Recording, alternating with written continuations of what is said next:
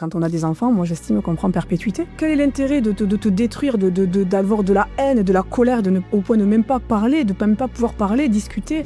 Quand on a des enfants, surtout quand ils sont en bas âge, on est des exemples. Comme quand tu vas dans un magasin, tu dis bonjour, eh bien là ton enfant, quand il est petit, il voit que maman dit bonjour. C'est du mimétisme en fait, c'est de l'éducation. Donc quand tu vois ta maman à 8 ans ou à 7 ans défoncer ton père, dire que c'est avec ses copines, que c'est le pire des trucs, bon je vais pas utiliser des mots vulgaires, mais voilà, et que même si elle est dans une pièce à côté, qu'elle entend tout, une fois, 2 fois, 10 fois, 45 fois, la petite, quand elle va grandir, qu'elle va voir papa un week-end sur 2, ou qu'est-ce qu'elle va se dire en fait? Et quand la petite, pareil, elle va voir papa mal parler de maman, elle a traité de tous les gros mots inimaginables, elle va se dire quoi? Comment on traite une femme ou un garçon? Un papa c'est un modèle, une maman c'est un modèle. Quand on a des enfants, moi j'estime qu'on prend perpétuité. On prend perpétuité pourquoi? Parce que tu peux très bien ne plus être amoureux, tu te sépares, mais tu resteras le parent, tu resteras à vie quand il va se marier, quand il va faire des études, quand il va aller se faire opérer de l'appendicite par exemple à l'hôpital, quand il faudra dormir à côté de lui, tu prends perpétuité. Donc quel est l'intérêt de te détruire, d'avoir de la haine, de la colère, au point de même pas parler, de même pas pouvoir parler, discuter? Que j'ai une façon de concevoir ça de manière peut-être atypique, j'en sais rien, mais en tout cas